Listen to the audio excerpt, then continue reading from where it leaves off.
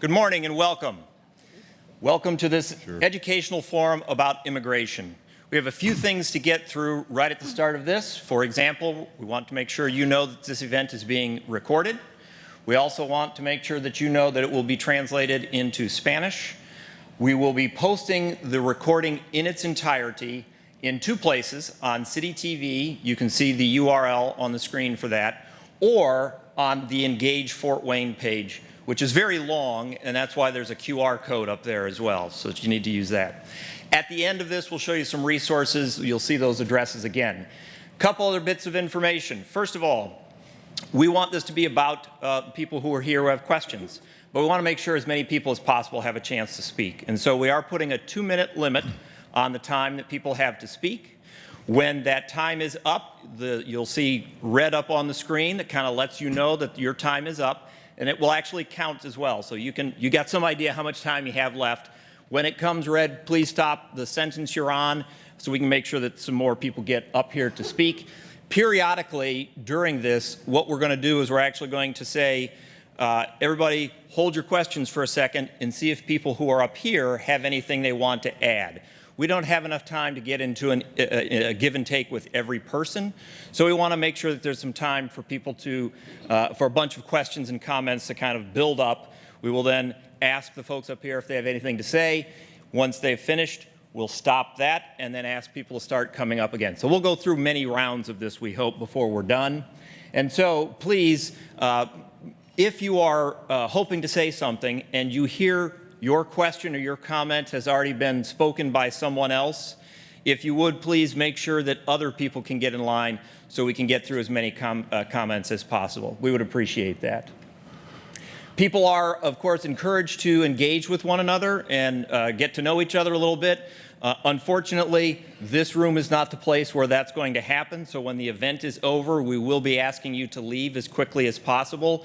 But please, please, please, if you see somebody you want to connect with, if you hear a comment from somebody that you like and you want to get to know them better, please walk up to them, introduce yourselves, get to know each other, maybe find time to get together in another venue for that. So please remember, we're hoping that this builds some connection here.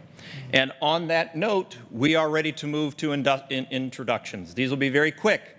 The first one, I'm hoping everybody knows, that is Mayor Sharon Tucker.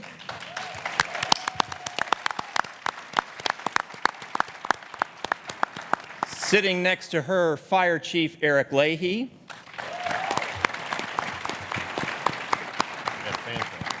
Next to Eric is Police Chief P.J. Smith. And then last but not least, perhaps the person you don't know the best, but at the same time the person who might have the most in-depth information to give, Jerry Mead on the end. She is, She is an attorney here in town. Her practice is almost entirely, although it really is 100%, immigration and naturalization. It's what she's been doing here in Fort Wayne since 1994. And so she will have some very good information for people as we move on. We are actually going to have a few opening comments from each of these people. We think this will take maybe 20 minutes at most, at which point we will then turn the floor over to all of you. Does everybody sound good with that? Does that sound good to you all? Okay, then let's go ahead and get started. Mayor. Well, I want to first thank everyone for being here. Looking out in the crowd, I see we're starting to get to standing room only. However, throughout the spaces here, there's some seats if someone wants to take a load off of their feet. There are some spaces to sit. And I would just ask if you are on an end and you feel comfortable enough squeezing into the middle so that someone doesn't have to step over you and they can also have a place to sit, that'd be great. So giving individuals an opportunity to sit. Thank you all for caring about our community, caring about each other. This is what Fort Wayne is about. We are a resilient community that constantly cares about each other. I can tell you that I have received a plethora of emails, social media posts, text messages from those who have my phone number, asking, worried, concerned, and the decision to bring this forum together did not come lightly. We want to be able to alleviate fears and uncertainty for our residents. We are very proud of everyone that calls Fort Wayne home. We want you to know that we have your safety as our first and most top priority, and we want everyone to feel comfortable reaching out to 911 when they need assistance. One of the things that is breaking my heart, if I could say, is the spread of misinformation. Social media, while it is a great tool to have, it also is a tool that has created a lot of angst amongst people and created a lot of fear. So I'm hopeful today that we will be able to respond to some of those uncertainties and some of that fear. Let me tell you, I firmly believe that we have not been given a spirit of fear, but of love, of power, and of a sound mind. And so everything that we're doing, we're making sound decisions to make sure that we're keeping our residents safe. We're always going to lead with love. And when needed, we will exercise the power that is given to us. Everyone on this stage that is a sworn officer, myself included, I see Councilman Jeff Paddock is in the room with us here. Thank you, Councilman. We are all sworn in to uphold the Constitution of the United States and the Constitution of the state of Indiana.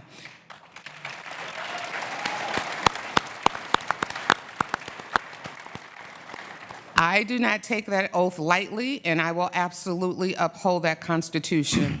Things that I can tell you is that the City of Fort Wayne's resources will be utilized to keep the citizens of Fort Wayne safe. Our police officers are here to protect you.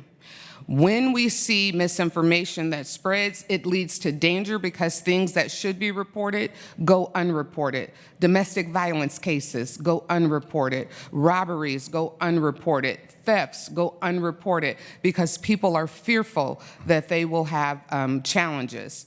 The City of Fort Wayne is not responsible for immigration enforcement. There is a unit that is responsible for that. So please feel free to contact our police officers when you need help. And Chief Smith will speak to that a little bit more coming up in a minute. I also want you to know that the resources that we have will not be used for immigration enforcement. That is the federal government's responsibility. Our resources for the City of Fort Wayne will be used to keep our residents safe. Your safety is our #1 priority. Thank you. We have had multiple conversations with elected officials, with representatives.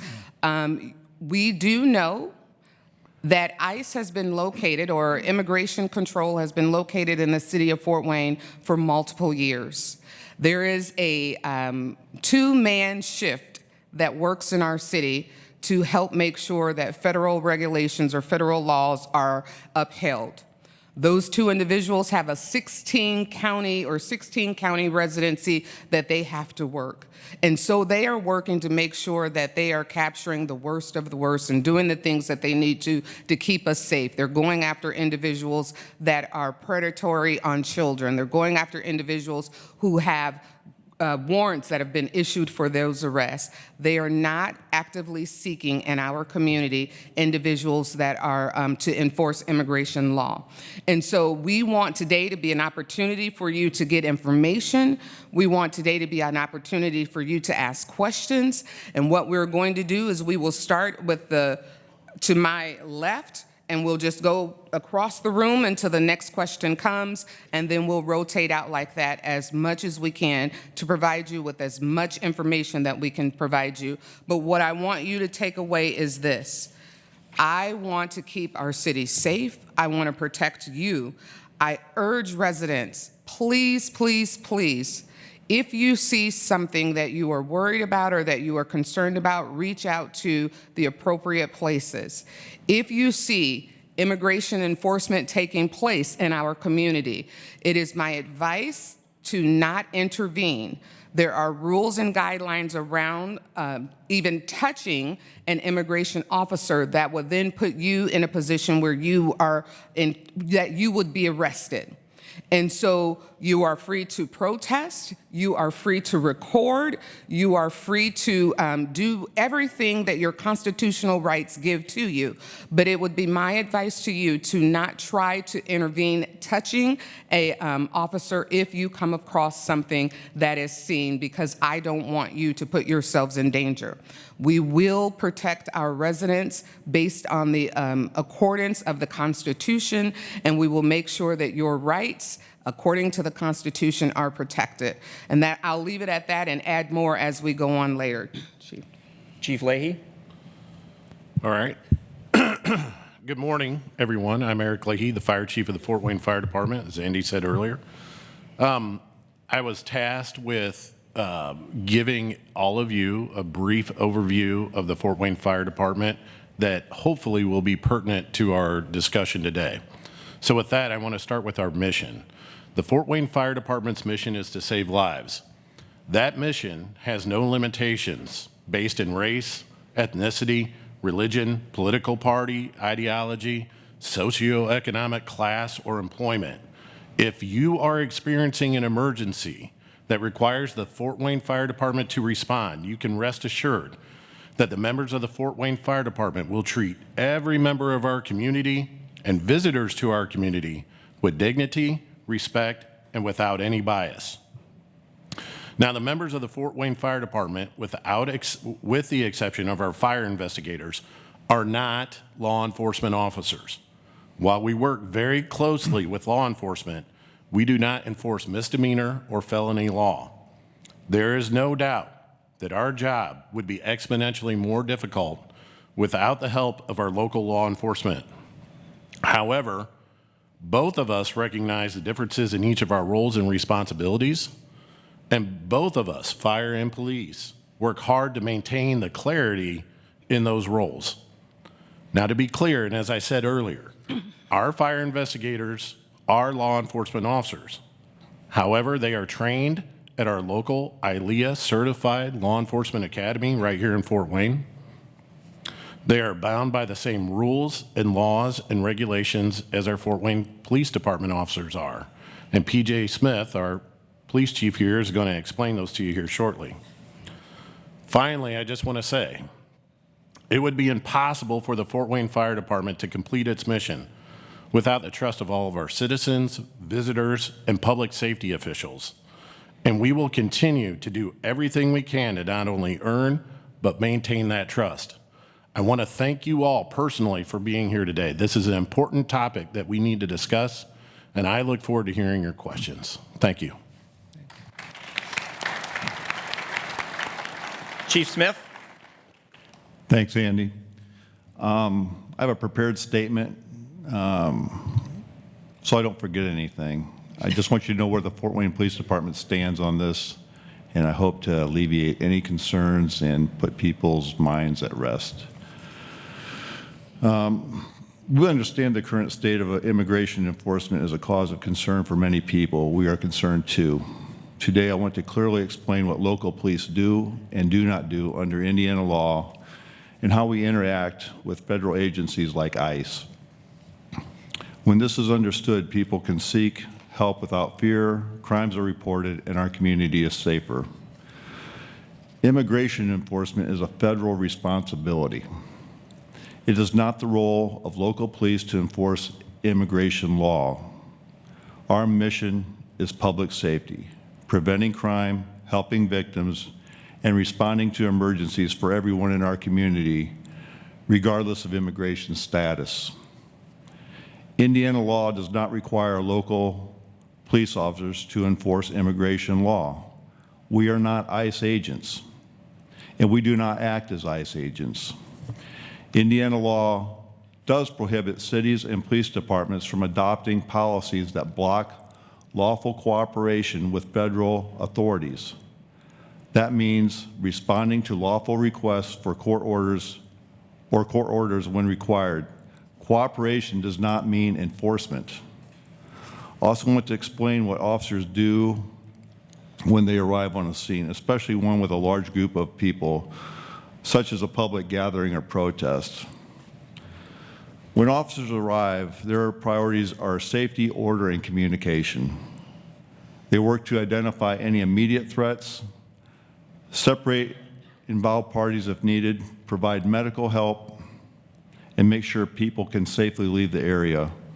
Officers may give clear instructions to manage traffic, create space, or prevent injuries. These actions are about crowd safety and de-escalation, not immigration enforcement. Officers do not check immigration status during routine police work. We are not conducting sweeps. We are not targeting people based on who they are or where they're from. Public safety depends on trust. When people are afraid to call police, crimes go unreported and everyone is less safe. If you need help, if you are a victim or witness, we want you to call us. We are committed to fair, lawful policing and treating everyone with dignity and respect. Thank you. Andy. See, what's supposed to happen at this point is I'm supposed to say, Jerry Mead, now it's your turn. But when my boss, the mayor, says, hey, Andy, I want to interrupt for a second, I say, okay. Mayor? Yes. I want to highlight a couple of things that Chief said because they're extremely important. Our officers will not stop you based on profiling your identity. They will not ask you your status. Those are not their responsibilities. Our officers will not be masked. Our officers will not wear masks. So those are the things that you need to know that help separate the Fort Wayne police officer from any immigration control. And that's all I wanted to make sure that we highlight for you to understand in knowing what your rights are and knowing what Fort Wayne police officers will do. Thank you, Andy. Thank you, Mayor. Jerry Mead. Hi, good morning. I was really happy to receive the invitation to talk to you today because I believe in this community and I believe that we need to be safe. We're not going to talk about political things. I'm going to talk to you about what are your rights. Now, rights have been established with the police for many, many years, right? We have Miranda rights, we have all those things, but we don't have those with ICE because ICE are not police. They're something else, okay? They belong to the Department of Homeland Security, and their goal is to find people who are here that do not have permission to be here. Mm-hmm. And they say they're doing this where they're trying to surgically go in and just pick those people out. But if you happen to be there, you're going to end up being collateral damage. But you need to understand that not all immigrants are deportable. If you're a permanent resident, that cannot be taken from you unless you go in front of a court and the judge does it. There are a lot of things. You still have your rights. They still exist. It doesn't feel that way sometimes, but they do. I'm not really seeing a lot of difference in the immigration courts or like immigration, like going down to the administrative office down in USCIS Indianapolis. Everything is working just as it normally does. I have not seen ICE there. I haven't seen a lot of things that other people are experiencing other places. So far we've been blessed. So the people that we're looking for, they're gonna look for anybody who overstayed a visa and is no longer in status, or they're going to, what they really like is somebody who's already been ordered deported, okay? And they're still in the US. And the reason why is that if you've already seen a judge, you don't get to see one again. So it's a very quick turnaround time, so they can show that they're making progress. One of the things that we need to talk about are the rules for personal and private property, okay? What do you do if ICE comes to your house? First thing is you don't open the door, okay? And you can just tell them, you know, do you have a warrant? It has to be signed by a judge. Can you slip it under my door? If they can't do that, then have them hold it up to a window. But you're going to tell them, hey, I'm going to take a picture of this document, and you're going to have your cell phone and your hands up, and you're going to move deliberately. No quick moves. We don't want to do anything that may make them feel threatened, okay? Because that's when things go wrong. So when they come to the house, you need to figure out who they are. Who are you? Whatever. Sometimes they will lie, and they will say they're the police. They'll even wear something that says police on it. They will do whatever they think they need to. And if you crack that door, they're coming in. And if they do come in, you tell them, I do not consent to your entry. I do not consent to the search of my house. I do not consent to giving you documents. And I'm exercising my right not to speak. Silence is your best friend when working with ICE. You don't have to tell them who you are. You do not have to show them documents. But you need to not touch them, and I really would not go in and get in their face about anything. I would just tell them, I'm exercising my right not to speak. And then they can deal with it from there. If you're in a store, so a public area, so if you're in a store, ICE can come into that store or whatever public space that is, but if there's an area that only employees can go into, they have to have consent. So, you know, if you own a business, train your people to tell them, no, you don't have consent to come into these other areas. They can't, if you don't consent, then they're not legally able to do that. Cars are interesting. Cars are considered public, except for spaces in the car under the Fourth Amendment are not. So somebody, if you're driving, ICE can ask you for your driver's license, just like a police officer, okay? They can ask you to get out of the car, but they can only search the areas of the car which they can kind of see from the window. So no glove compartment, no trunk, any packages that you have in your car, and you just keep telling them, I don't consent to search. Okay, and even if they don't listen, later on, if you have your day in court or when you have your day in court, all of those warnings and all of those times that you said, I'm not going to do this, I'm not going to do this, I don't consent, means that you've set yourself up for constitutional challenges. So you're going to force the system to change, right? We're going to have to deal with this in the laws because we really don't have that. We know how to deal with the police, right? We all know what to expect from them, and they know what to expect from us. But we're moving at such a rate of speed that with ICE, we don't have that defined yet, right? Because law doesn't really happen until after an incident. It's always kind of behind.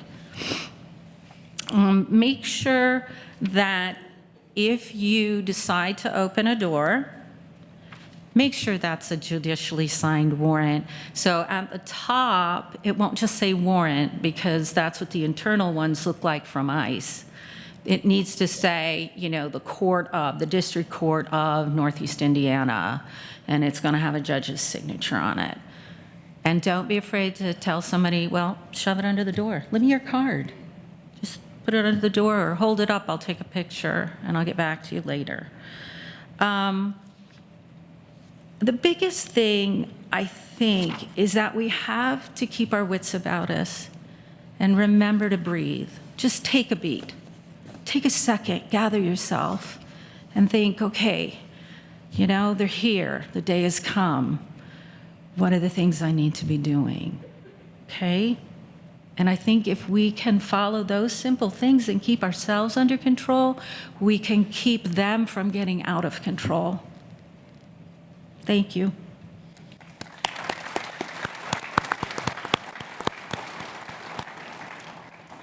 I don't believe that there's a crowd in Fort Wayne that is shy.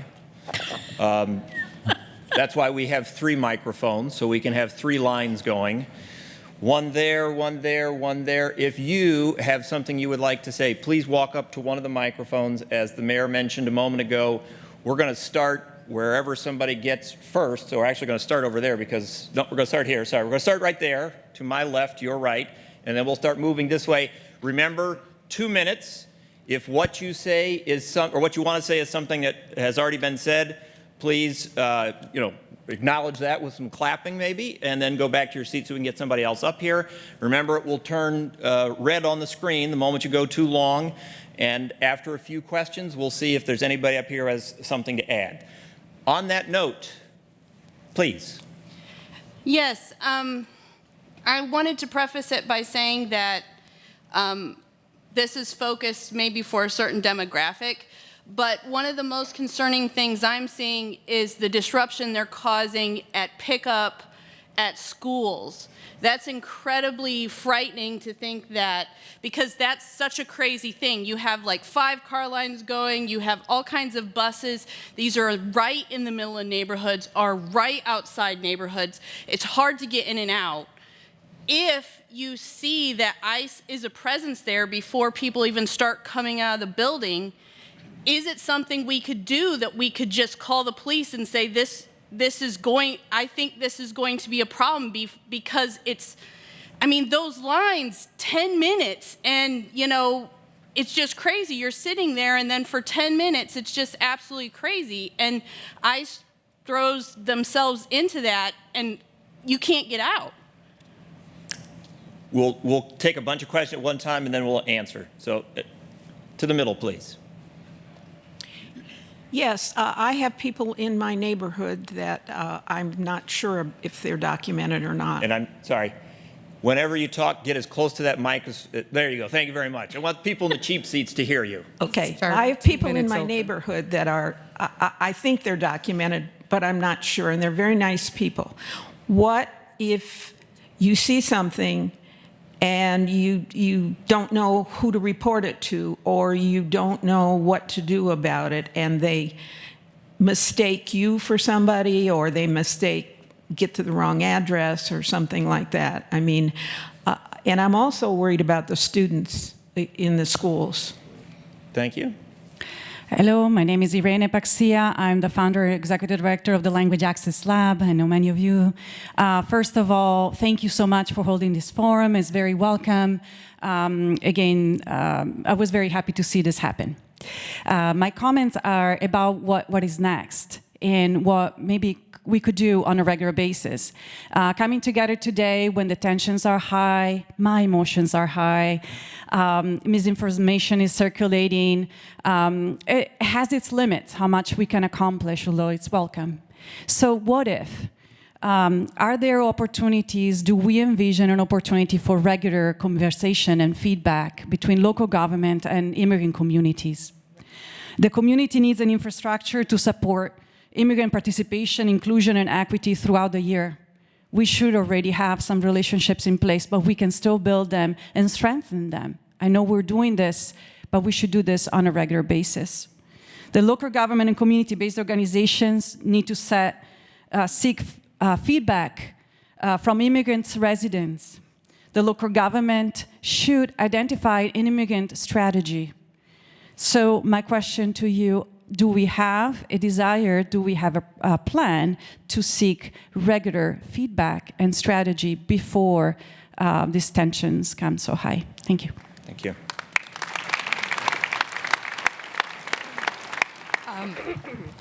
Thank you so much. So I was pondering on some of the data that you have elaborated on, and hearing that there's only 2 ICE agents for this whole area is actually quite pleasing, but as we know, that can escalate very quickly to something else. I do think that to some degree we may be safe from ICE because of our cooperation with the federal government as the state of Indiana. But that doesn't change the fact that terrorism exists in our minds and in our hearts here in Fort Wayne. Students are in fear of going to school, that their information could be doxxed by teachers who have opposing views. Maybe they support the type of ICE infiltration that's happening in Minneapolis. So my thoughts are the terrorism inside the hearts and minds of Fort Wayne residents is real and is happening because I don't think that the threat of the outside is as imminent as the threat of the inside where we are here. We live in fear. We think about the people in our families who have documentation, but do they need it with them all of the time? Just the waking up and thinking like, I heard so-and-so say if they got the opportunity, they would give that information to ICE. And to know that those people are existing within us. And so I think that the thing is, Fort Wayne Community School has put out multiple very pungent statements saying that they will protect the students and their families. And I feel like that's something that we would want from you. We would want you to let us know when those changes do occur, so that as we're preparing now, we'll be prepared in the future. The other thing that I think of as a property owner is how many times I've had to tell government officials here in Fort Wayne, please step onto public property. And I want to know more about what our rights are on our property. And if we cannot yell at ICE agents or speak our mind, then do we have a First Amendment if it comes with those types of risks from the government?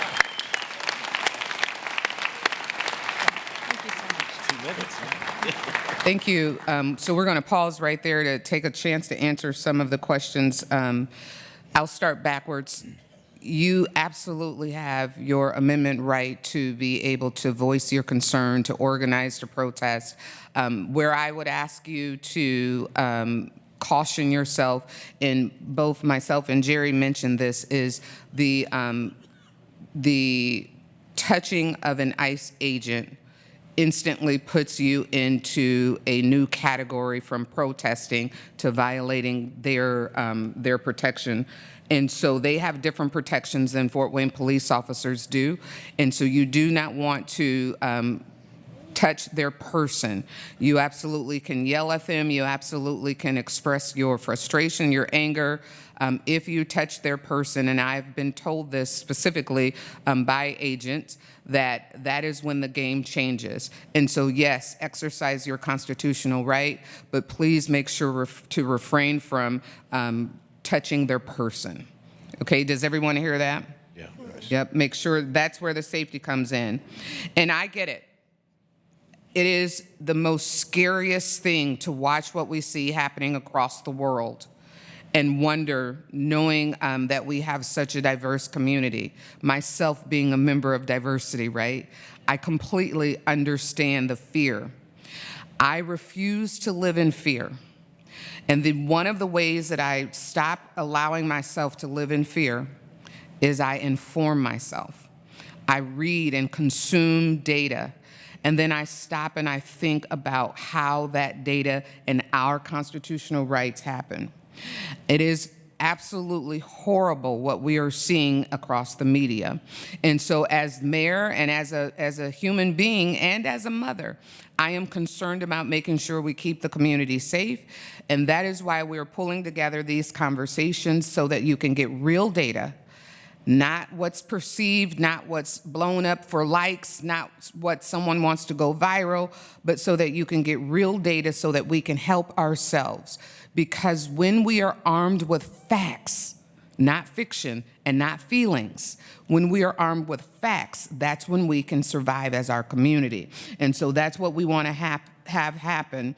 There are a couple of resources that currently exist for immigration. We asked these individuals to be with us today, but they, one did not return our call and the other one denied the request, had another meeting to be at. But Amani Services is an immigrant, Amani, there you go. Amani Services does work to make sure that they are providing mental health care, work training, and immigration rights. Another one would be Catholic Charities, where we could reach out to Catholic Charities who have been instrumental in making sure that immigration, refugees, and resettlements are protected and settled rightly. And then, of course, Jerry on the end would be able to give you more resources that you can use. At the end of the day, we have more resources, or at the end of the slide show, we have more resources that'll be available. And in this room, I saw Marilyn Moran Townsend was handing out flyers on ways to be able to get proper information, how to come together, and how to civically engage with information and when you disagree with someone. So use those opportunities to be able to get information. We perish without information, and people can keep us divided if we don't have proper information. So before you share something on social media, before you share it as a fact, double check it multiple ways, because those are things that are leading to some of the fear that we have. When my 78-year-old mother calls me worried that I'm going to be okay, it is a real factor. And people are fearful, and I am worried about your safety. And so we want to make sure that we get you the right information. Amen. Jerry, I believe you had something else to add? Yeah, I wanted to add that, Mayor, you so astutely said, don't touch them, because that changes the game. But there's another way that they change the game, and if you are filming or viewing or whatever, if you do anything that that officer perceives as getting in their way so that they can't do their job, that also escalates really fast. It's like touching them. Okay, so just be careful. I want to throw one thing in before we move back to the middle here. Somebody asked earlier about what number to call, and I believe the two people in the middle here would say 911 is always a good number to call. If you are not sure about what's happening, if you think something looks dangerous, please call 911, and we will respond as quickly as we can. Back the schools, we don't have an answer to that question yet, but we'll see what we can do about that. We've been writing down what everybody has been saying so we can keep track of things. Yes. And we got to get an answer for the schools. Well, thank you again for having the compassion and the astuteness to have this. There's a lot of places in the country that wouldn't be willing to do this, so thank you all and everybody here again. As you know, this is a compassionate community. There's a lot of churches, nonprofits, organizations also working in these areas. And on behalf of some of them, we just have a specific request. We're asking the city to support legal information, referrals, and documentation through trusted partners, such as civil rights and legal organizations. This could include working with groups like the ACLU of Indiana or local legal aid organizations to provide know your rights education, legal referral pathways, and safe ways for residents to document encounters after they happen. We're also asking for clear and accessible pathways for people to report if they believe their rights were violated, and perhaps you have some comments on how they could do that. This isn't about interfering with enforcement, it's just ensuring accountability, transparency, access to help, and like you said, building that trust. So thank you again. Thank you. My name is Kevin Ditchin. The original statement that Sharon Tucker wrote, I comment on it many times. It's a government order that they already signed, sealed, delivered. So it's out of state of the hand. Only thing we can do is listen to these officials today, and they give us precautions how to avoid getting into ISIS area or getting into trouble, period. Thank you.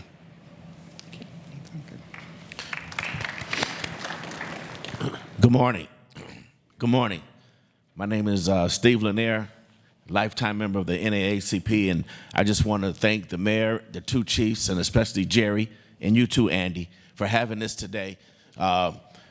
Very informative just in the short amount of time that I've been here, but I wanted to tag on something that Jerry mentioned earlier about if they come to your door with a warrant. I think a lot of these folks need to know that there are two types of warrants, judicial and administrative. And if somewhere down the line that someone can put copies out, or, you know, so we'll know what types of warrants are being issued or being presented to them, I think that would be a great help as well. Yeah, I can provide that. Yeah, I can give you that. Yeah.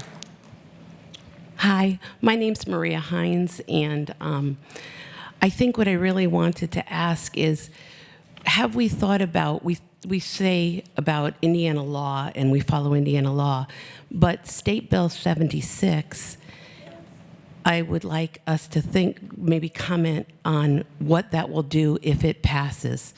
State Bill 76 has a lot of language in it that we have to do certain things for ICE, and I personally think it's an overreach. But you know, I'm a university professor, and I have, you know, what do I do when I stand in my classroom? I'm also a person who has worked in with refugees and in immigrants situations. So I'm very worried about State Bill 76, and if you don't know what it is, you need to look and you need to call your congressman. So maybe you could talk on that.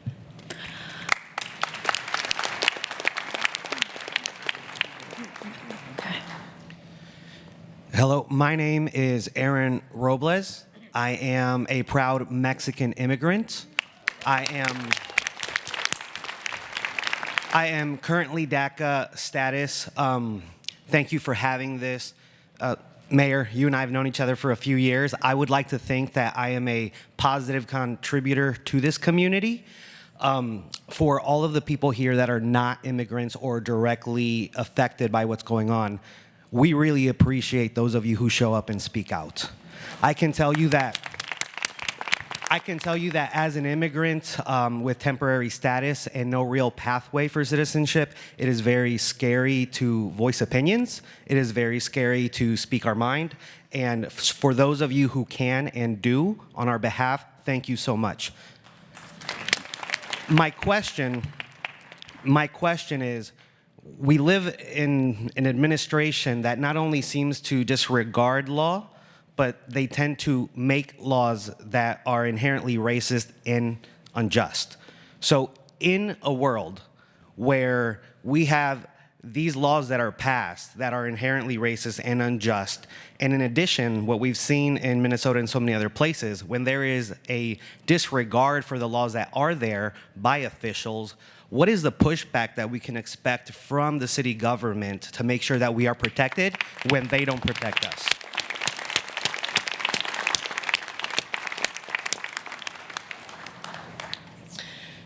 My name is Jada Gia, and my zip code is 46816. I really appreciate the efforts to provide education and support to the community here. And yet I need to comment on the absolute absurdity of America at this time. The Epstein files clearly indicate our president and his administration are some of the worst people in existence. Robbing children of their innocence is the evilest crime there is. The deployment and militarization of ICE has ultimately been nothing more than a giant racist distraction from the rich pedophile men behind the curtain. ICE is violating the law. They are kidnapping and murdering and abusing legal residents, citizens, and my fellow Indigenous Native Americans. Thank you. They said they would be detaining the worst of the worst, yet the worst of the worst are running our federal government. The worst of the worst have been committed by our president. By their own records, only about 20% of the individuals they detain pose any risk. That means at least 80% do not. They're identifying immigrants from their tax records. They're kidnapping in at citizenship ceremonies in our own state. Thank you. The most terrifying part of this all is that without our permission, our voting records have been turned over to the federal government. Thank you. The state of Indiana openly defied Trump by refusing to alter our already gerrymandered maps. And Trump wanted us to make our voting maps misrepresent our state even more. We have seen how he targets the areas which didn't vote for him in the 2024 election. Minnesota has less undocumented individuals than Texas by over 1 million. And yet Trump sent ICE to Minnesota. Now ICE is coming here after we openly defied him with our voting records in hand. They're not playing by the rules, and I don't feel protected. And our local government is attempting to silence us even more by attempting to limit public comment at city council. Don't think that we didn't notice that Indiana Michigan Power publicly stated they would be raising the cost of every Allen County resident's power due to the strain that the billion-dollar company will be putting on our power grid. ICE is willing to murder people for simply recording them, and they have been invading private homes in Minneapolis without a warrant. And again, ICE is coming here with our voting records in hand. Thank you.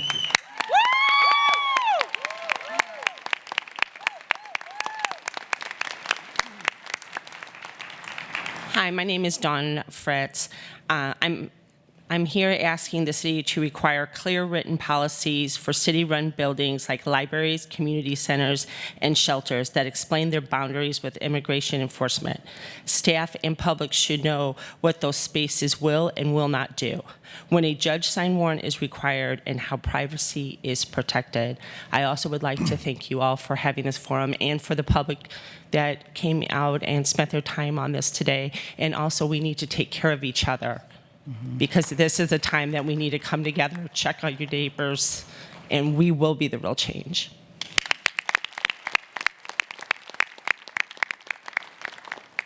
All right, we are going to pause right there again to answer a couple of questions that were given, but I think I believe, I know in a couple of things that I've just heard, there is some clarification that needs to be provided in the roles of state, federal, and city local governments and the boundaries that we all in our Constitution are held to. I have no authority over the federal government. I have no authority over the governor or the state in what they do. I may not agree with it either. For some in the room, I may not agree with what they do, but I don't have the authority to stop them from releasing records or to stop them for making some of the decisions that they're making. Those are within their elected powers, and my elected power is only overseen in the city of Fort Wayne. One of the things that was mentioned was the policies for schools and the clarification of what areas are private and public. We in the city have provided to our employees that information so that they know what spaces are private and public spaces. And to those partners who have reached out to us asking for support, we've shared that data with them so that they could also train their staff on how to properly and appropriately be able to respond.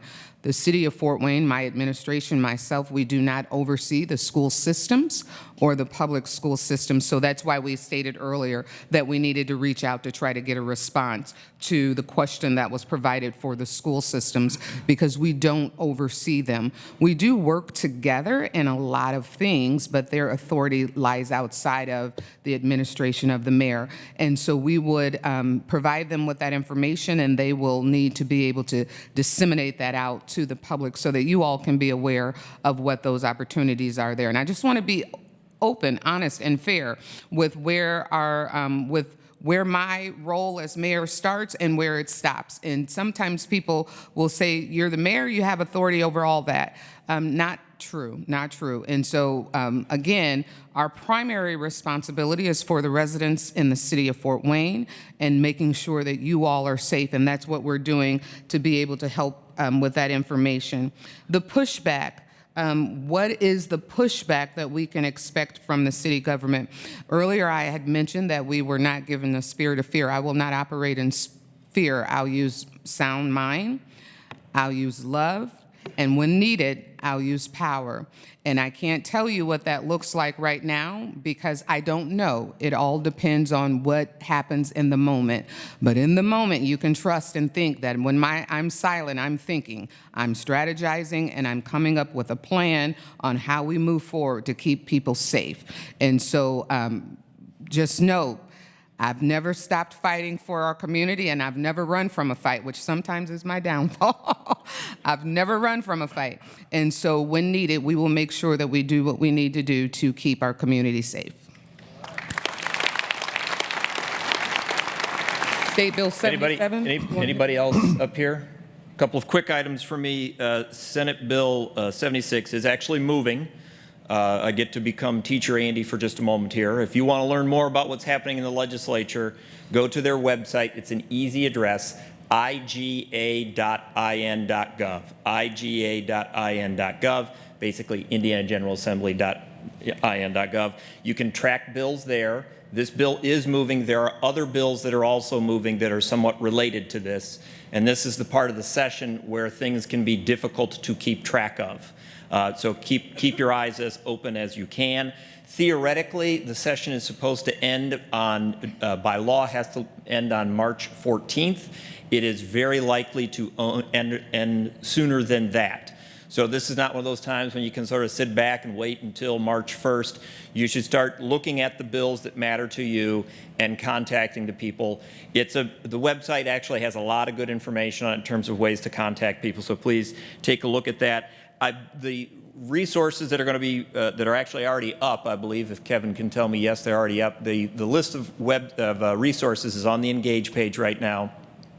I believe one of them shows you the two kinds of warrants, administrative and judicial. I'll go back and check and make sure that there are actual images in there as well so that you can see those before we are gone. And that then takes us to there. Hi, I'm Bianca Humbarger. I reside in 46835, and with all due respect, Mayor Tucker, you know I love you. Every single time I see you, I express my mayor, because you are my mayor. I understand that you say don't touch the, whatever you want to call them, the Gestapo agents, whatever they are. Unfortunately, we are finding out that most of them are not being properly vetted. They are child predators, they are sex offenders, they are people that have committed acts of domestic violence and very heinous crimes. My question is, and I'm going to bring up the three people that unfortunately I didn't know until their departure: Keith Porter, Renee Good, and Alex Preddy. They all three did not instigate any violence towards any of the agents, and unfortunately they are not here anymore. I do not know every single person in this room. However, I don't want to know a person's name after they have gone because of the unnecessary violence that is going on. So whenever you're having conversations with any of our elected officials, because I do know that you have conversations with, unfortunately, Marlon Stutzman, because that's my representative, I hope that you are also speaking on behalf of all of the residents, regardless of status, because you cannot be illegal on stolen land, specifically here in Fort Wayne with our native agenda and our native land that was stolen first. I hope that you are also fighting for everybody who resides here, regardless of how they ended up in Fort Wayne. Thank you.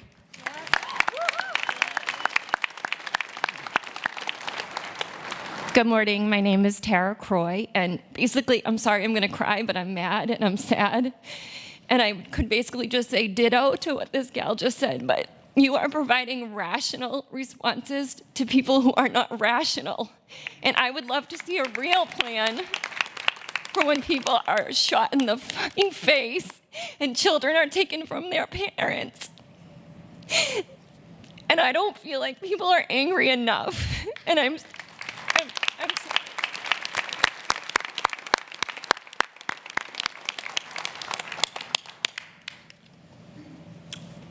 Hi, I'd like to ask what's the city to define the roles for the local police and the city to make sure that people's rights and safety are not being violated, to make sure that when response is called for an unmarked vehicle or for federal agents, that not only will they be able to show up in time, but they make sure to the situation is safe, that they de-escalate, that they make sure that bystanders are away from to not intervene, and to make sure that people feel safe and comfortable to call 911 when they are feeling safe, and that they make sure that they are heard. And so just want to make sure the city hear the people's concerns. That's all.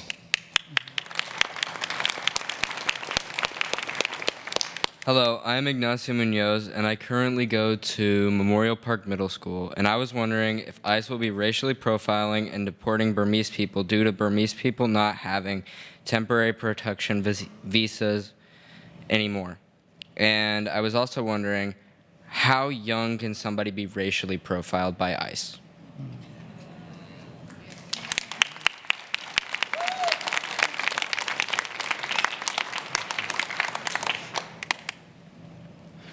Hello, my name is Brandon Olvera, and I am a Fort Wayne native born and raised. My father was an illegal immigrant, and he self-deported about 10 years ago. And I want to start saying that I love my country, and I think it's really sad that what we're going through. But I do want to say that I believe the city of Fort Wayne has more power. We operate under home rule law, so we get to make our own local ordinances and laws. Granted that it doesn't overstep on the state. But if the state granted constitutional power to the city of Fort Wayne, then there is a lot more that we can do to resist these federal agents. And I would like to state also, if nobody in the room knows, that the ICE agent that killed Alex Preddy was back in service the next Tuesday. And you've said that ICE agents are targeting criminals. Well, they are not. 73% of the detainees by ICE are non-criminal. And I hear a lot of talk about love and safety and protection, but I haven't heard anything that is concrete on what the actual action plan is to ensure that due process is not ignored or violated. And also, an action plan that ensures no more American citizens are killed by federal ICE agents. Thank you. Hello, I'm Marilyn Moran Townsend. I'm a small business owner and co-founder of AVOW, Advancing Voices of Women. And in response to the wonderful comments made by my predecessor, I hope to share something with you concrete. I know that everybody in this room cares about preserving democracy and freedom and rights and human dignity. And you want to do more than just wring your hands about it. So instead of protesting from the outside, what if you could be inside and as a citizen partner with our government leaders, helping find solutions to our shared goals?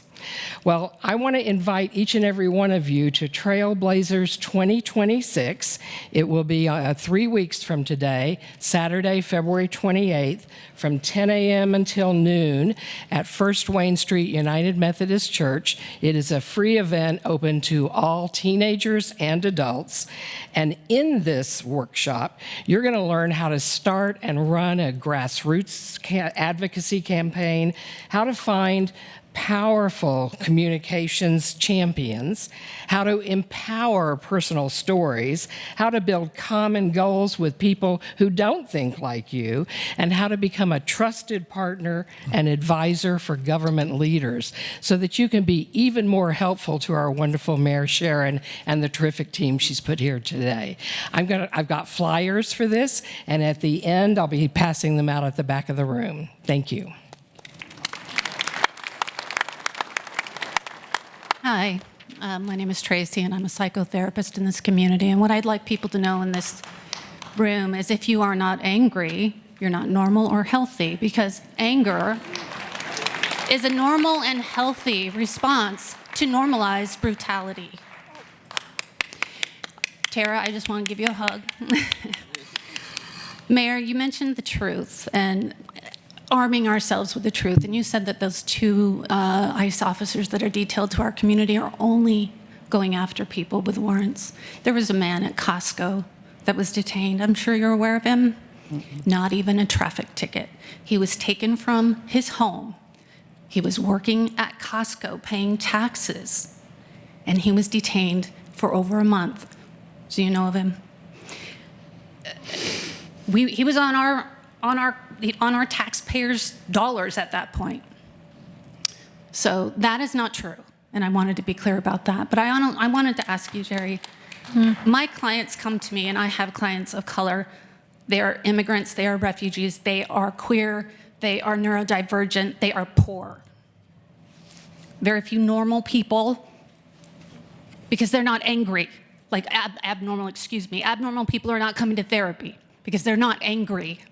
Right. My clients are angry and they're afraid. And they've been asking me, what do I do if they come to my door? And I've been telling them, and I want to know if this is accurate, do not answer, do not say, who is this? Don't ask to stick anything under the door. Pretend you're not home. And I want to know if that's accurate, because I don't think that they should give them an inch. And I think by knowing that they're home, they've got an inch. Well, they may already know that you're at home. Okay, because a lot of people get caught on their way to work, like they come out to get in the car. That's what we've been seeing in other areas, and we've been seeing them come. If you work in a place that's a public space, like Costco, if they catch in the main part of the store, that's a public place. They don't have to have a judicial warrant. They can use the ICE warrant to take you in. That young man was picked up in his apartment. Huh? That young man was picked up in his apartment. He was released because he had no reason to be detained. Right. But our taxpayer dollars apparently are paid for this man who was paying taxes and contributing member of our community. And then he was detained for something like 45 days for absolutely no reason. Excuse me. We tried to avoid making this a give and take between. So my apologies. thank you. And to go back to something that Jerry said to begin with, don't open the door. That's where it starts. That's Okay. one of the ways to start. I appreciate that. Thank you. We will use this as one of our moments for a quick break. Is there anybody in here who has something they want to add at this moment? Absolutely. There's a couple of things that I do want to clarify. Again, the information that I am sharing is information provided to me. I am not speaking on isolated cases of individuals. I'm also not speaking on the state, or I'm not speaking on Minnesota. I am speaking in terms of the city of Fort Wayne, Indiana. Okay? That's what I'm talking about. We all can see what's going on in the news, and we all can self-port that information and ask, can that happen here? I have been wondering those same things and working to make sure that we put ourselves in a position to be prepared as a city and as city leaders, to be prepared. So we absolutely can look at the news. Am I angry? I'm not going to answer that question because I have to run a community, I have to run a city, and I can't move in emotions. I will say that we are holding this event so that people have an opportunity to be heard, so people can get facts, and so that people can arm themselves with data and create a community on where they can go out and help each other so that we can help each other. Okay? So that's the work that I'm doing here. The question in terms of the protected status for our Burmese residents, 98% of our Burmese residents came in with the refugee programs. They are here legally, and they are protected by rights that they have through the programs that they came in. So a lot of the fear that was put in place actually has to do with knowing the difference between programs and how those programs are administered. So 98% of our Burmese residents are here legally and protected with those statuses. But I'm not going to pretend, right? I'm a realist. I am a realist. I know that when we go to certain communities, people look at us and assume things about us. I've lived it for 53 years. And so the question has to be asked, what can we do before and what can we do after? Before, we arm each other with information. After, we arm each other with a law. Okay? And that's what we're doing. Please understand, I'm not sitting up here as somebody who is not worried about being profiled when I walk down the street. There's no badge that I wear that says mayor. People see me in the store. They see me in the store as an African-American woman. I respect that. I understand that. And I see my brown and black and brown citizens in our community, thus the same, and our allies that are there with us. This is not a challenge that is not felt by everyone. We heard earlier the young lady state that she has residents in her community that are black and brown, and she's worried about them. That's why we need to have these conversations and the continued talk. That's why we need to have these. So don't look for me to be emotional, because you won't get that from me. You'll get a smile, but you won't get the emotion. What you will get is leadership, strategic thinking, and planning.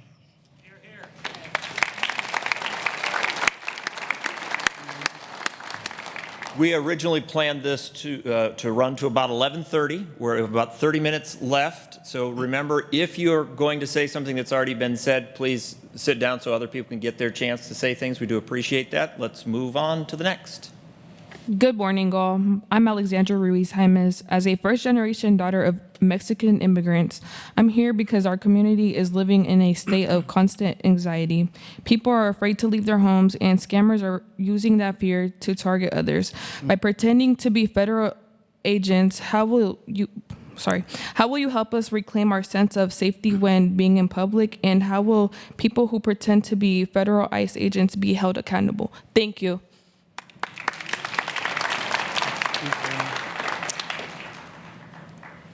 Good morning. Thank you for having this forum. My name is Lee Castillo. I'm a candidate for Allen County Council, but today I'm here as a first-gen Mexican-American born in Fort Wayne. You spoke on clear rules, consuming accurate data, and strategic thinking. I'm asking for something easily distributed. Does the city have a public, clear, and concise memo or policy explaining what the city employees and their partners will and will not do? Because a written policy ensures understanding across all residents and the departments. Thank you. That's fair.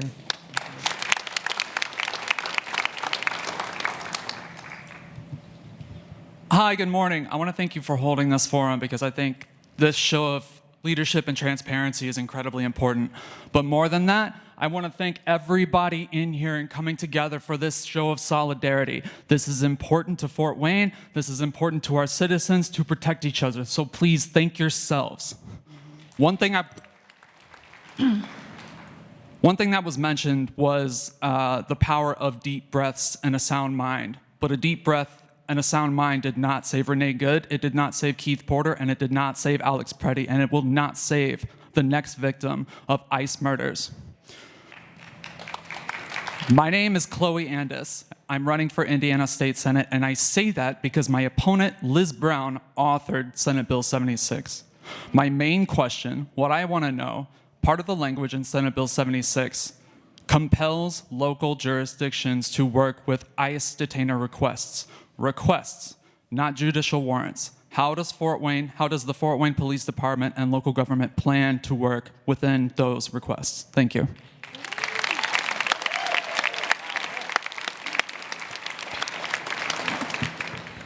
My name is Sandy Wu. I've been born and raised here in Fort Wayne. Chao Feng-ge was a 32-year-old Chinese immigrant who was detained by ICE. 4 days later, he was found hung by his neck, and his arms and feet were tied. They're trying to rule it as a suicide, but how can a man with both his hands and his feet bound hang himself? This happened in August of 2025. This happened months before all the ICE raids were running in Minneapolis. And just last month, Geraldo Lunas Campos was a Cuban immigrant who was beaten to death on his neck and torso. So let me be clear. There's no one regardless of their immigration status deserves to be treated in these detention centers. The immigrant community is scared not just because of the ICE raids, but what happens after they are detained. There was an ICE agent who is currently getting investigated because they've found out that he was raping a Nicaraguan woman for months because she wanted to see her daughter. These detention centers, they don't have access to medical care. They're being severely neglected. These are just human rights abuses. I just wanted to share why people are also extremely terrified. And I hope that I know that you don't have authority to vote on the bills, but you as mayor, and then this also goes to city council and every single rep that we vote for to also speak for us too. The citizens, we come to public comments every other Tuesday to speak our voices, but you also need to help us too. And lastly, Geraldo Lunas Campos, Chao Feng-ge, remember their names too. Thank you.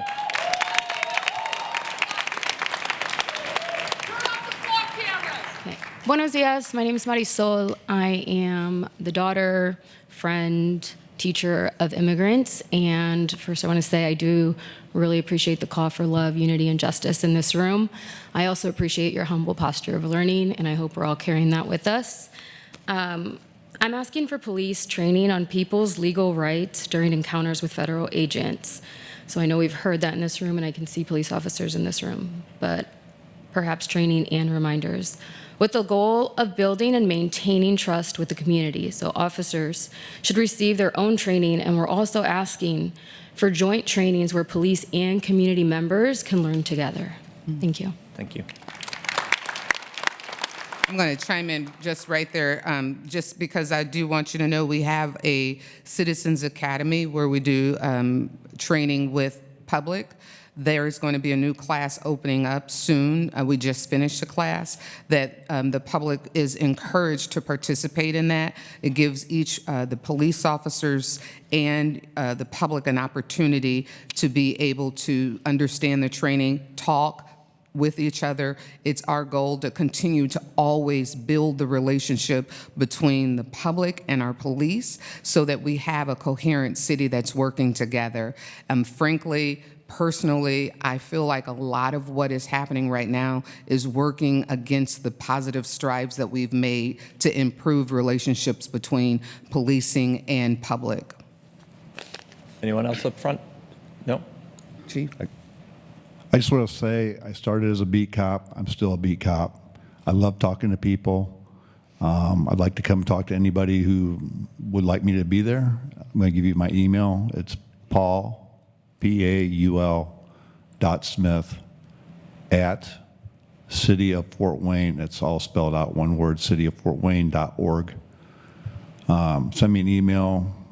Leave a phone number, I'll call you back. But if you got a group of people you'd like me to come out and talk to, I'd love to do that. Thank you.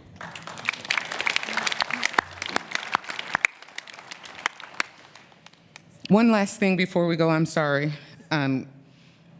Someone mentioned earlier that scammers are thriving on this fear right now.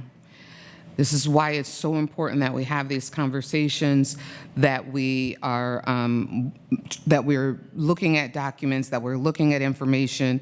It was mentioned earlier that there are two different kind of warrants. I'll be honest with you, if I saw a warrant, I wouldn't know the truth between one that's real and one that's not, because I've never been served a warrant before. This is why it's extremely important that we try to educate ourselves on the documents that we need to know, so that we're not putting ourselves in a position to be scammed. There are those bad players out there that are trying to capitalize on the fear that people have. I believe we're back over here. Oh, no, sorry. Yeah. Thank you. Hello, my name is Kathy Hallbach, and I have a couple questions that have been weighing on my mind. So thank you so much for having this. I know there's a lot of anxiety besides just mine. But number one, do we have an obligation to ask or know the legal status of someone who might be performing a service on our private property? And the second question is, I can envision being at a rally where I'm with someone or know someone that is here legally, and I feel like they're being targeted in an unlawful way. And I know you said, we're not able to interfere, but I feel like that's what happened in Alex Preddy's case. And I just feel like that would be hard to just not do anything. So I would like to know for certain what we can do in those situations. Thank you. Yes. Hi.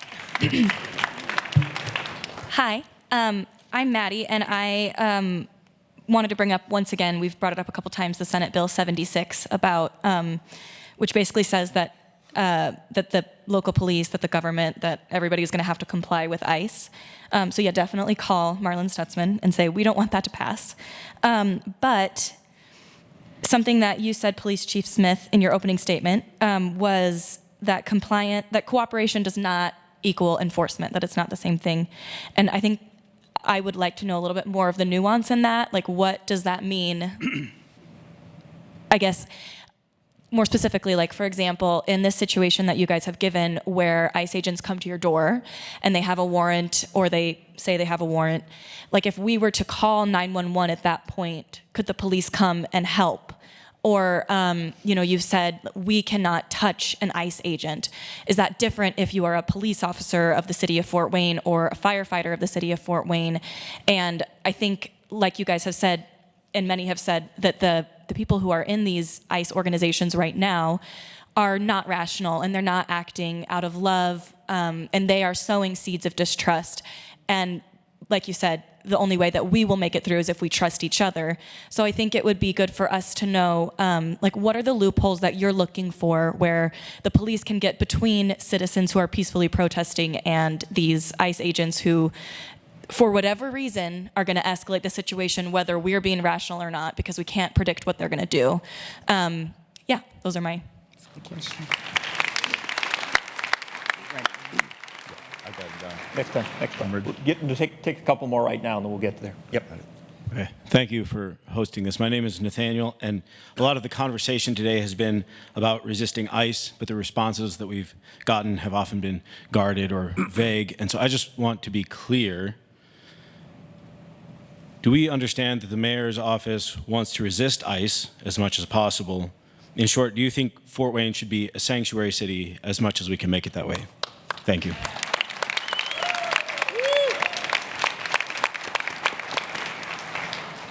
One more. Herb. Oh, how much time do I have? There we go. Okay. All right. My name is G. Herb Hernandez, but my birth certificate name says Guadalupe Heriberto Hernandez. And my family has been in the United States. As a matter of fact, when the United States bought Texas, it's where my family is from on my mother's side. And so we've been here over 200 and some years. So we have over 20 generations here as citizens in the United States, compared to the current administration who has only 3 generations here in the United States. And as my dad says, we were here first.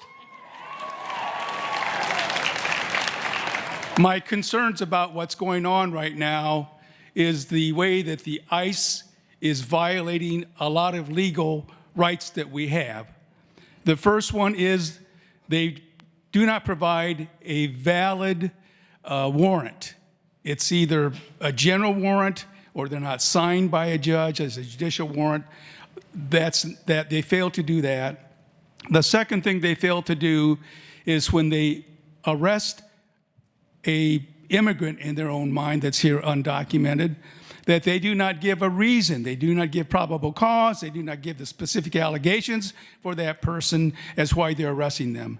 And then when they arrest them, they fail to give them their Miranda rights. That is a legal big failure, is not to give the Miranda rights.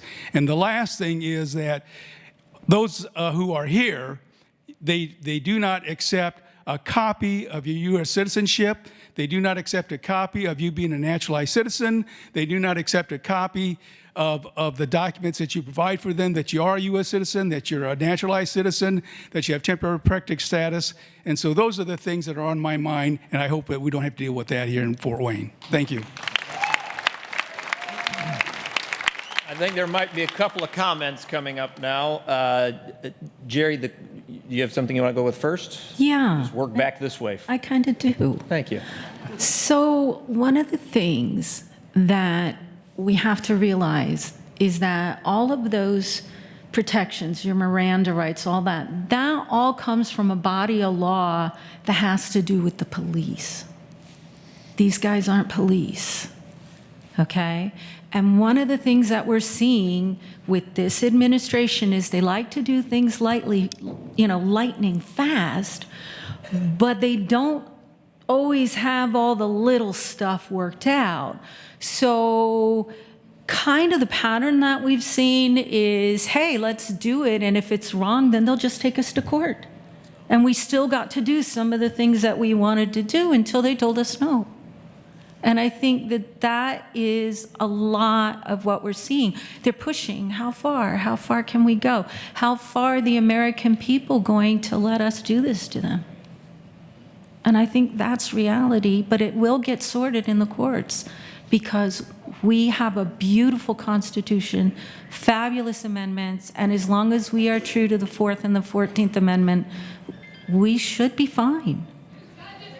Yep. Chief. Yeah. Do you have something to say? I do. Yes. So going back to cooperation, the Fort Wayne Police Department, our cooperation's on a case-by-case basis. It's based on what we're legally required to or permitted to do. We're focused on public safety. We never base anything off race, ethnicity, or language. I'll say this. We have a duty to act. We're not going to interfere with a federal officer making an arrest, but we will act if that person is violating their constitutional rights. We do have a duty to act in that situation, and we will.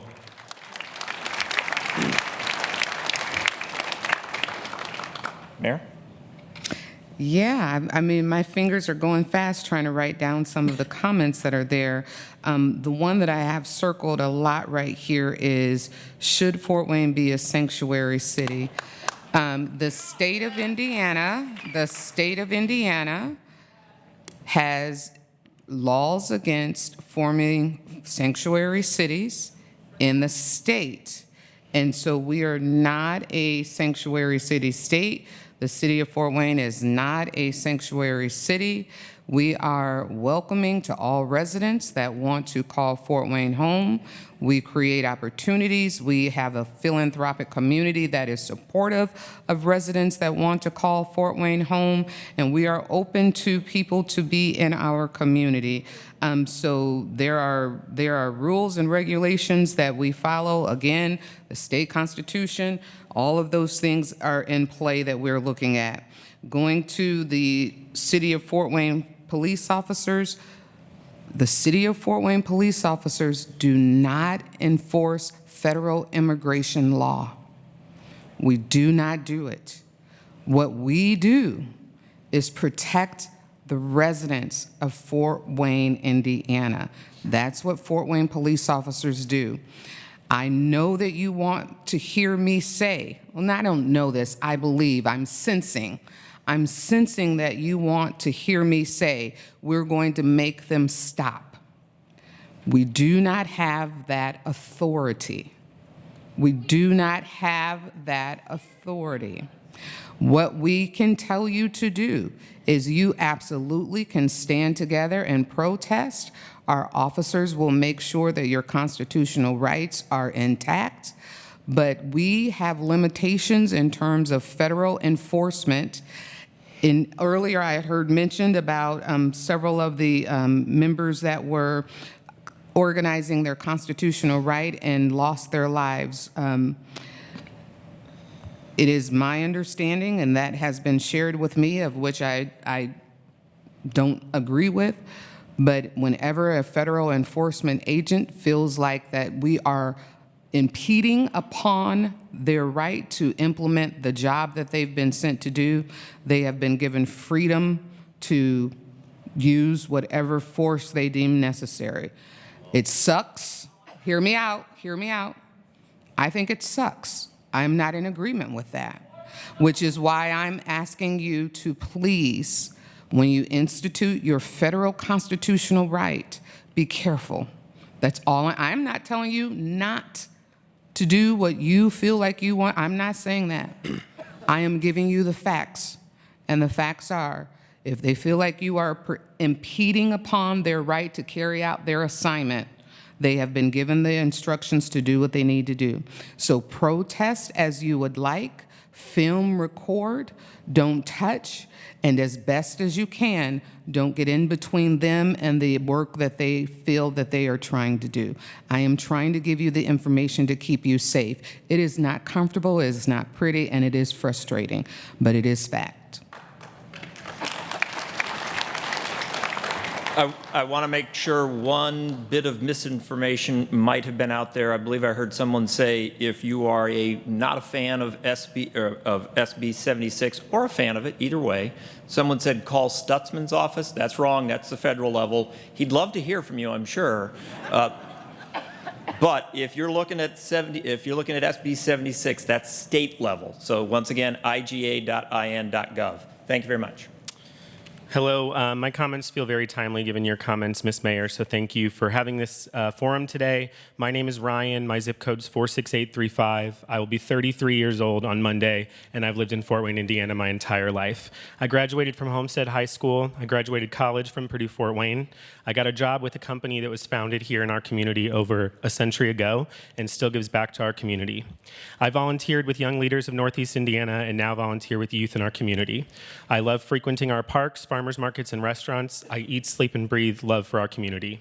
ICE is operating without rules, laws, or morals. We have watched with our own eyes American citizens be brutally murdered in the streets by these modern-day Nazis. And then we watch the administration go on television and gaslight and lie to us about what we saw.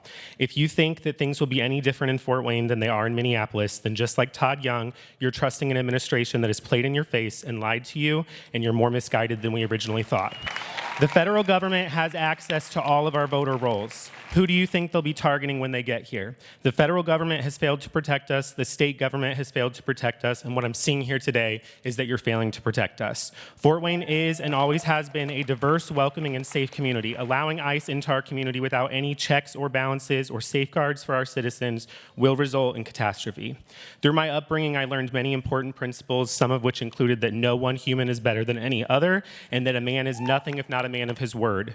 So why is anyone surprised that the generation that was raised in our public schools saying the Pledge of Allegiance every day, ending the recital with liberty and justice for all, isn't letting our neighbors, friends, and family members be abducted off our streets, brutally beaten, and often killed by modern-day Nazis? I am here today to tell you that not if, but when ICE comes to our community, I won't be sitting silently at home waiting for the headlines of murder that this administration facilitated.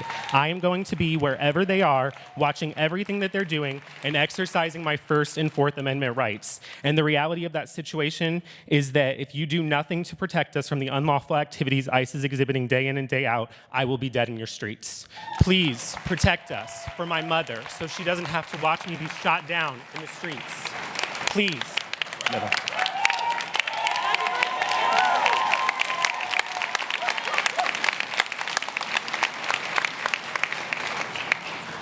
Good morning. My name is Maurice Culver. I'm the pastor of Jerusalem Baptist Church here in Fort Wayne, and I serve as president of the Fort Wayne Baptist Ministers Conference. My faith instills in me that every human being is a child of God and therefore possesses sacred worth that must be protected. With that sacred truth guiding our conversation, I just want to ask this question because many of us are either gathering on this afternoon for worship or tomorrow morning in our houses of worship.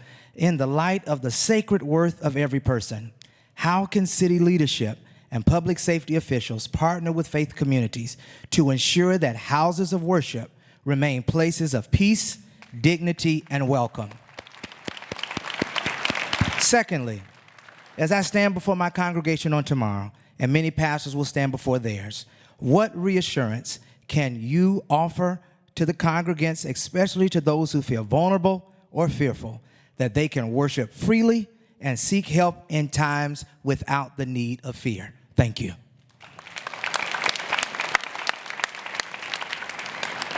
Good morning. My name is Kate Weimer. Thank you for holding this forum today. We heard a bit from Officer Smith about what we can expect from the Fort Wayne Police Department, and I'm curious if anyone on the panel can comment on what we as people of Fort Wayne can expect from the Allen County Sheriff's Department or from the Indiana State Police in terms of ICE and immigration enforcement. Thank you. First of all, thank you to Mayor Tucker and the Fort Wayne leadership. My name is Ye Winlet. I am first generation Burmese immigrant and proud U.S. citizen. And thank you. And there are thousands and thousands of Burmese legal immigrants living peacefully in Fort Wayne. And this is only possible because we have so many friendly Fort Wayne residents that welcome our communities, and for that I thank everybody in here and the Fort Wayne residents. My question is around the psychological safety. Mayor Tucker and the Chief Smith talk about the safety, and city is here to make sure that the residents of Fort Wayne are being safe and being protected.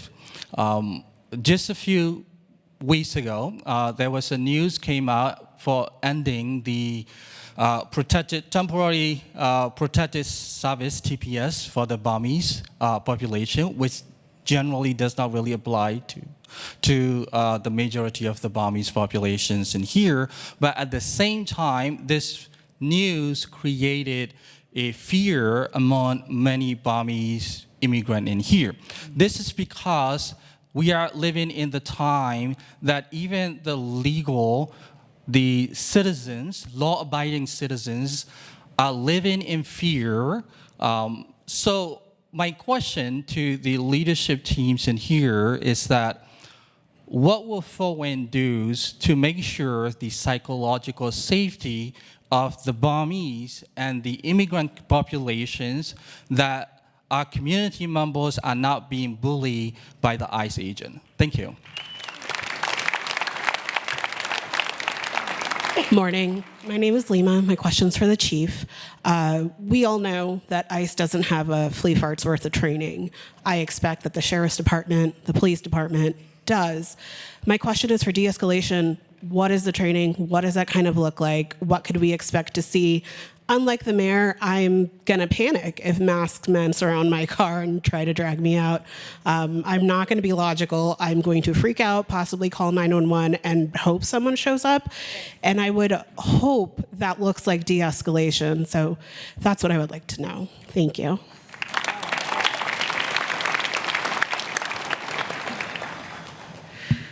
Good morning, I'm Bobby. Nice to see you, Paddock. I'm in your district. And thank you so much for holding this forum today so that we have a chance to address our fears and concerns, and hopefully you can help make a plan about these things. Largely, my comment is for you, Mayor Tucker, and for you, Chief Smith. My hope is that in the coming months, and even possibly years, sadly, that everybody is willing to get creative, throw their weight around, and come up with newer solutions. One thing that I've heard bandied about for the people of Minneapolis, for instance, has been a moratorium on rent or a moratorium on eviction to help our more vulnerable citizens. I think that would be a great move here. Additionally, Chief Smith, I already heard you say about your policy on masks, which thank you very much. I think a lot of people agree with that.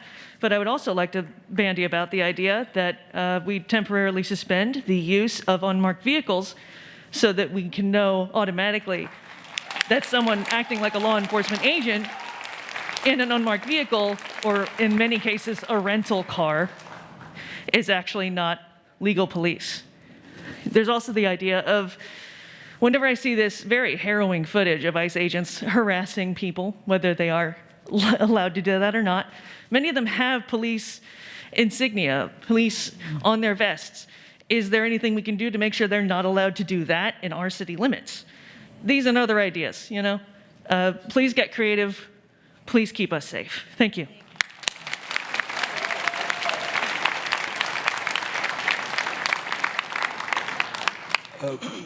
About a half an hour ago, I told you we were hoping that this would be about another half an hour. What I'm going to do right now is allow the folks up here a chance to respond to things that have been said, and then we'll go through at least one more round of 1, 2, 3, at most 2, 1, 2, 3, and then one closing comments from up here.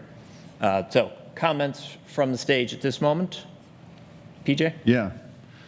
So I just want to go back to what I said. Our first priority is safety. We restore order, and we try to communicate. That's how we de-escalate things. And going back to and talking about unmarked vehicles, we do need to use unmarked vehicles in some circumstances here in Fort Wayne. But I will say this: if you are ever in doubt, if that's a Fort Wayne police officer that is stopping you or at your door, if you call 911, they'll tell you if it's us. And we've had that happen before. People aren't sure, just call. I don't want to pick up any more time, but that's where I just want to make sure you know that's where we're at. And feel free to email me. I'll get back to you with anything you'd like me to ask or answer for you. Mayor?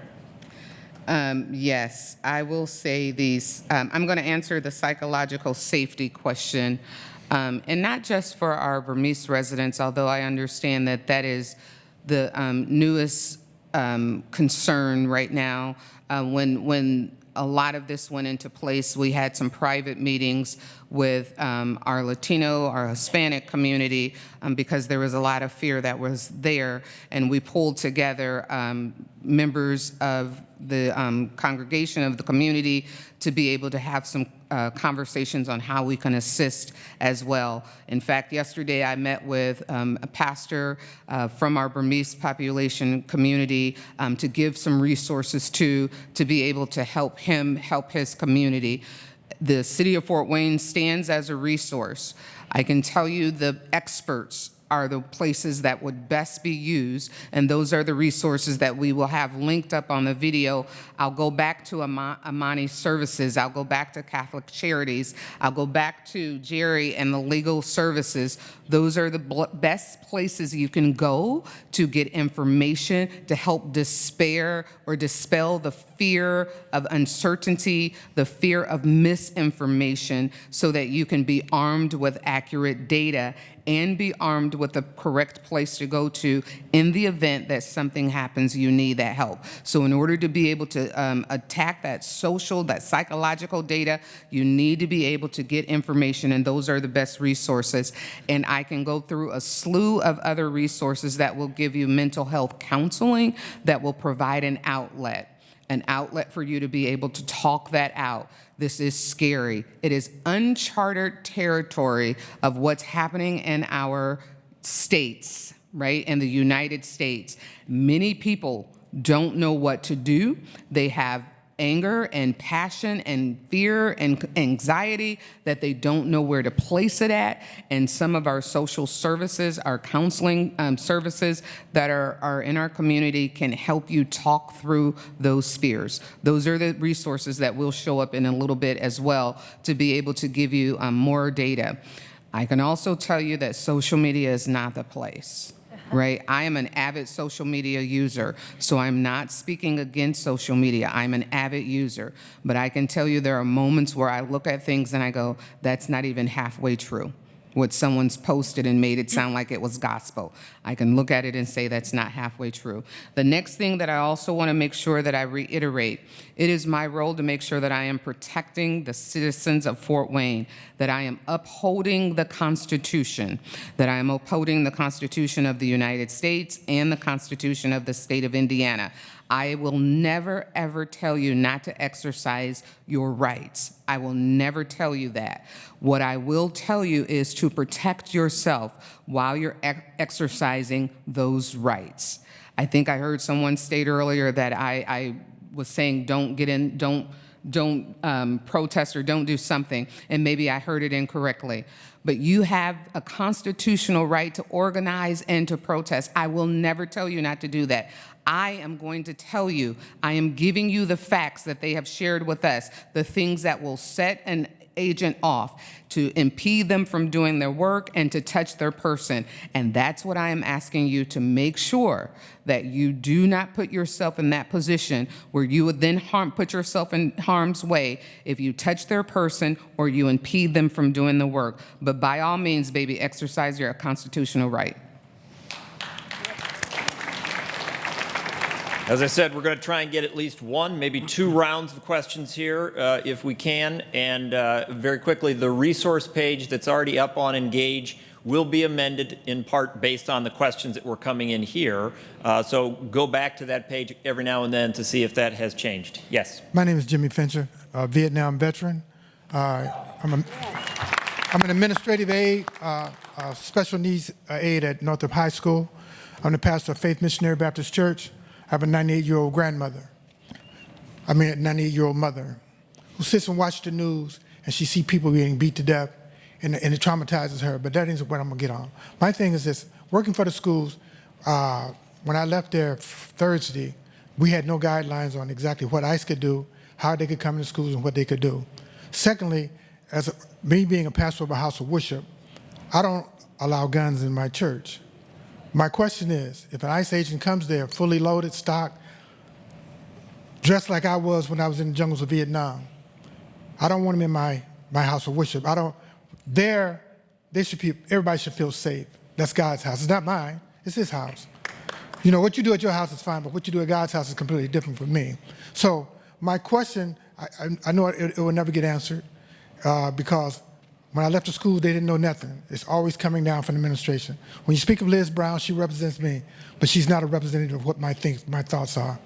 I live in the 46835.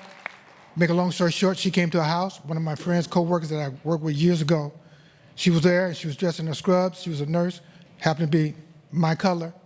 Liz Brown came there, and the question that came out of her mouth was very simple. Can I speak to the lady of the house? already her mindset is, so she's not even on in a mental state for us to represent us. But what I want you to do is like when they talk about the police, when you have an ICE agent with police written on the back of his uniform, you tend to assume that they're going to treat you as a police officer would. Is there any way that you guys could make sure that when they come here, that we can differentiate between police and Gestapo? Yeah.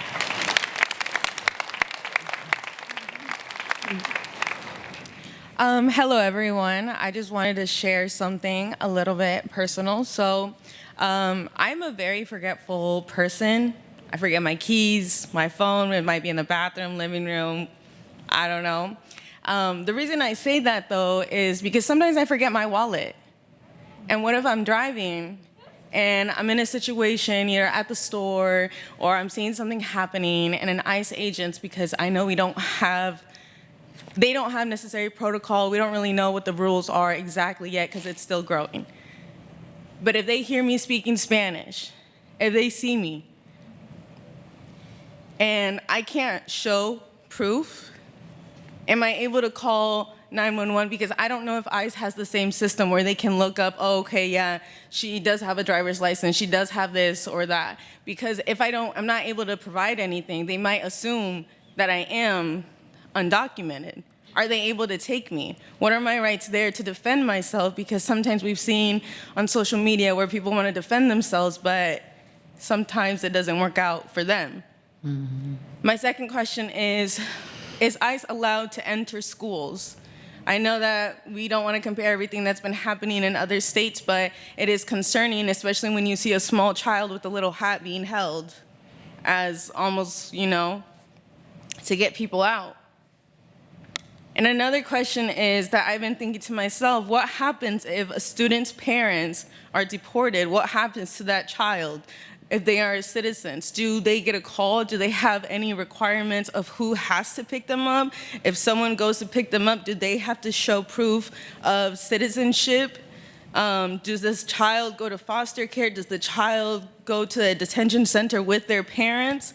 That's my main questions and stuff. I'm not sure if either one of you two would be able to answer that.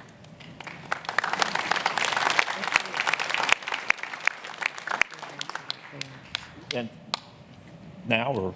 We'll wait till after, but I want Jerry to be able to answer the question that she provided. Yes, ma'am. You're next. Yep. Okay.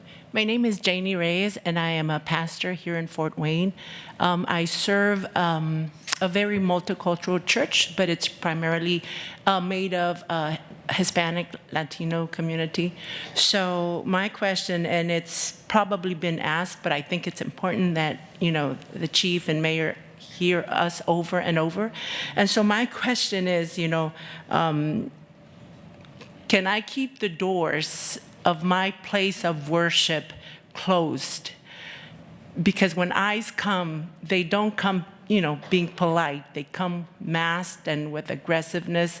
So at this point, can I, as a pastor, keep the doors of my place of worship closed? And my other question is, can I call our police? Because I need help. I need protection. I'm afraid.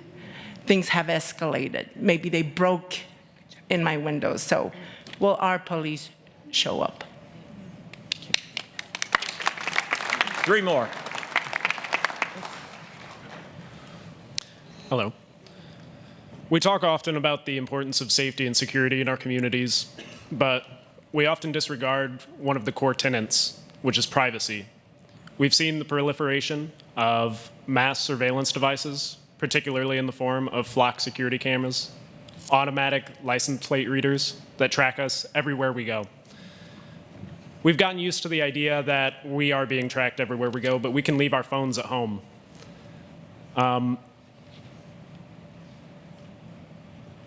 I would like to call on the city to create an actionable plan to remove these government mass surveillance devices from our communities. And I would like to address the citizens of Fort Wayne and say that Flock Security has partnered with Amazon So your Ring doorbell cameras are now government mass surveillance devices. Remove them from your homes. Whoa. Do not trust big tech to have your best interests in mind because they will abuse you. Wow. Thank you. Hello, my name is Sandra Garza, and I'm the founder of Fuerza Unida. As you can tell, we've been really active here lately, and I want to thank you guys for having this, but I also want to say that on behalf of the people who cannot be here to speak for themselves because they feel scared, because they are undocumented, I do want to say that I do feel like this conversation is a little reactive versus being proactive. And I think that it is vital that we work together, if we can, to make sure that our community doesn't lose the have distrust with local law enforcement. We have also been really recommending that they call 911 to ensure that who they are being pulled over by are actual officers versus people that they don't know. We call them the bad guys.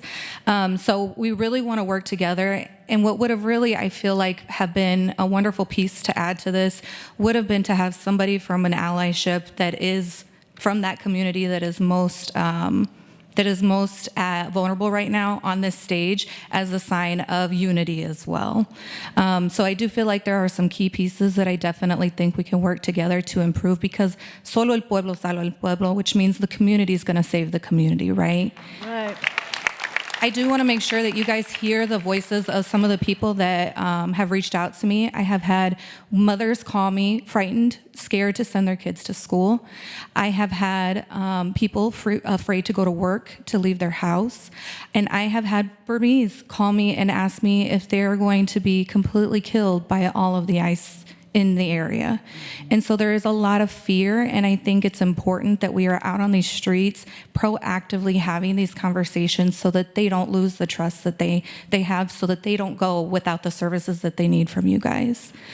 So we really want to work with you guys. We really want to make sure that you guys understand that we are here with you, not against you. Thank you.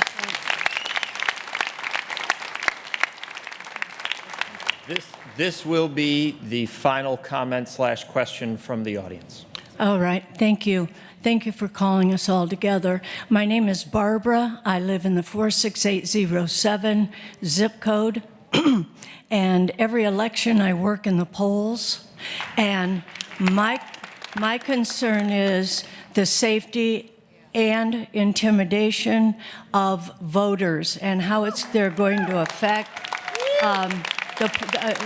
the vote.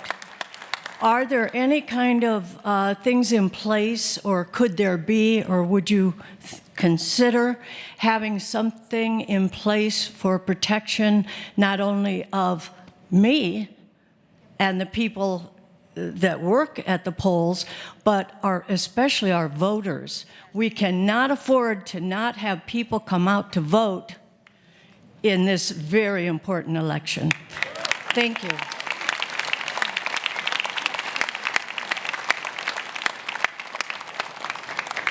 Thank you for taking the time to come out. We're actually going to we're going to start with Jerry on the end. Come this way. The mayor will have the final comments. Jerry, do you have anything? I know there's one question that we were hoping would get answered. Yeah. Or any other comments? The one about children? Yes. Okay. So what happens to kids when their parents get picked up, right, and get detained? We've had this problem before. When they were doing really big sweeps into some of the big cities, and they might take 500 people out of a manufacturing kind of firm, they don't notify. The mayor would never get a notification of, hey, we're going to come in and do a big bust. They don't do that.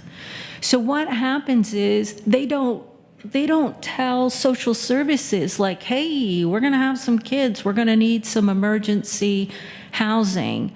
So if you're afraid that something like that's going to happen, you need to have a plan in place, right? You've got to have that person that can come meet that bus if something happens, that person that can take your child in, have some kind of a guardianship so they can have a normal life and the family can figure out, are we all moving, If they have to leave, then, what, are we taking the kids with us, or are they going into the system, or do they have an auntie or uncle here that will raise them? It's the truth. Unfortunately, you may not like the answer, but it's the truth. We shouldn't That have to is protect ourselves against our government. The burden shouldn't be on us. Hold on. Can we be, let's remain respectful, because here's the thing. I don't like the answer either. I hate that we're even in this position. I strongly hate that we are in this position, but we are trying to arm you with information on how to properly respond. So here's what I heard from her and what she just provided with the answer. You all, come on, let's, the reality is this: we are put in a position in uncharted territory, so we need to start making other plans with a community to be able to start protecting ourselves, whether it's with our neighbors next door or with people around us. The information she gave us is hard to swallow. It's not what we want to hear. We don't like it, but let's create some plans. I heard earlier today that someone said we have, there was a resource over here. Stand up again. You provided a resource where you want to pull together people to be able to get information. This is the way we can start planning these things out. I saw Marilyn around Townsend. She had information that she was willing to pull together. That's a resource that we could use to start planning, right? We can be as pissed off as we want to be and not like it, but festivity is only going to take us so far. We then have to come up with a plan. And that's what we need to start doing now, is working through what that plan can be and what that plan looks like with the ugly information that we've received.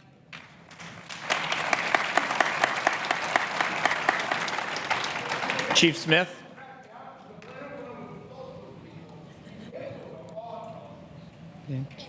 Chief Smith. Of course, anybody can call 911. If you're not sure what's going on, call 911. We will make sure that your constitutional rights are not violated, okay? We are not ICE agents. We don't enforce immigration laws. I just want everybody to know that we are here to protect you, okay? We are local police. That's what we do. We protect you. That's our job. Chief Leahy. Again, the Fort Wayne Fire Department is committed to serving the citizens of Fort Wayne, visitors, without any bias, without any consideration for ethnicity, race, socioeconomic background, or employment. If you need the fire department, call 911. We will respond.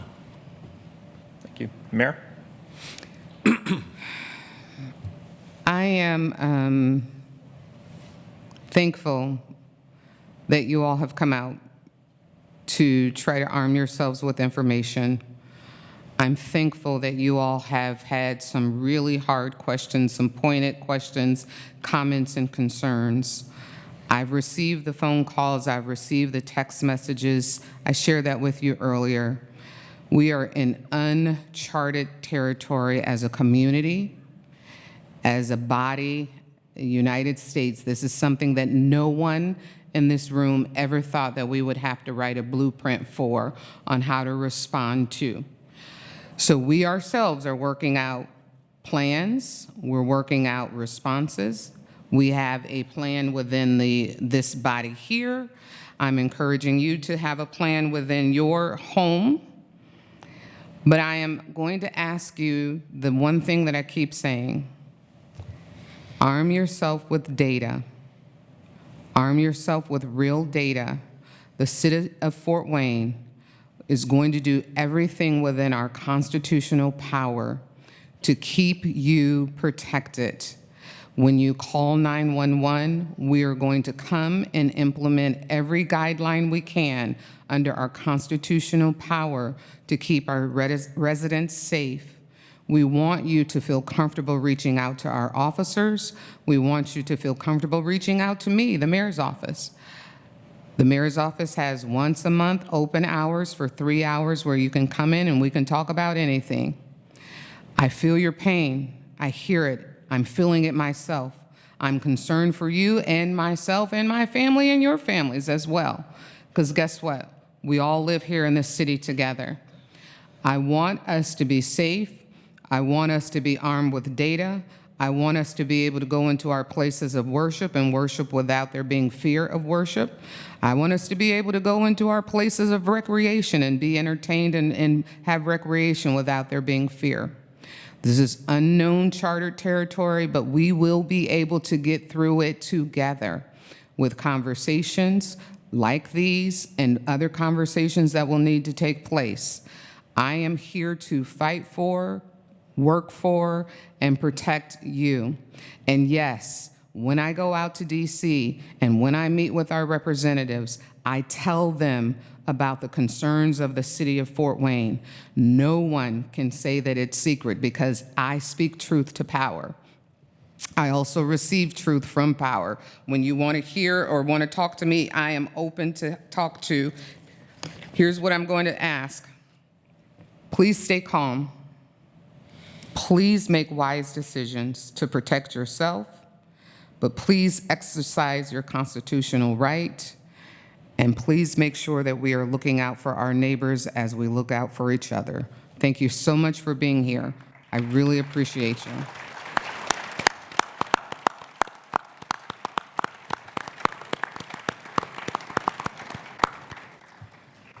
This concludes the forum. Please notice that there are a couple of URLs and QR codes up there.